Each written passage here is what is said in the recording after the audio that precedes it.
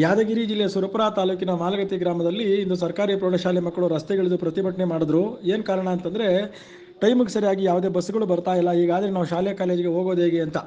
ಇದೇ ಸಮಯಕ್ಕೆ ಸರಿಯಾಗಿ ಕೆಂಬಾವಿ ಪೊಲೀಸ್ ಠಾಣೆಯ PSI ರವರು ಬಂದು ವಿಚಾರಣೆ ಮಾಡ್ತಾರೆ. ನಂತರ ಅವರು ಡಿಪೋ ಮ್ಯಾನೇಜರ್ನ ಸ್ಥಳಕ್ಕೆ ಕರೆಸಿ ವಿದ್ಯಾರ್ಥಿಗಳ ಜೊತೆ ಮಾತನಾಡಿ ಇದಕ್ಕೇನಪ್ಪ ಉತ್ತರ ಅಂತ ಕೇಳಿದಾಗ ಅವರು ಇನ್ಮೇಲಿಂದ ಸಮಯಕ್ಕೆ ಸರಿಯಾಗಿ ಎಲ್ಲ ಬಸ್ಸುಗಳು ಬರ್ತವೆ ಅಂತ ಪಾಪ ಅವರು ಕೂಡ ಮಾತು ಕೊಟ್ಟಿದ್ದಾರೆ. ಇಂಥ ಸಮಯದಲ್ಲಿ ಊರಿನ ಗಣ್ಯರು, ಮುಖಂಡರು ಮತ್ತು ಹಳೆಯ ವಿದ್ಯಾರ್ಥಿಗಳು ಕೂಡ ಭಾಗವಹಿಸಿದರು. ನೋಡೋಣ ಬನ್ನಿ ವರದಿ.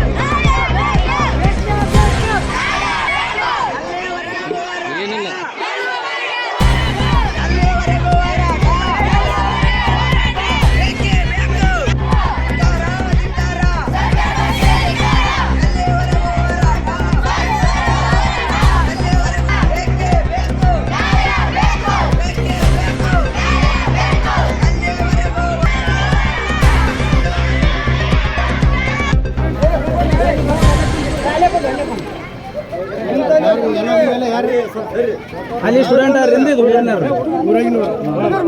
ಊರಿನವರು ಬೇಲೂರವರು ಸಂಘದ ಕಡೆ ಬಂದರು. ಸಂಘದ ಕಡೆ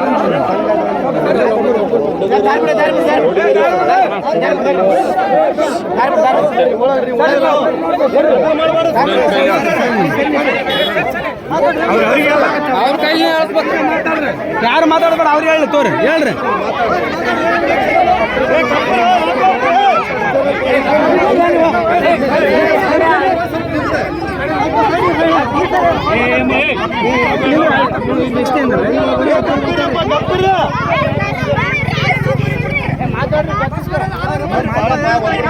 ಒಬ್ರು ಯಾರನ್ನ ಮಾತಾಡ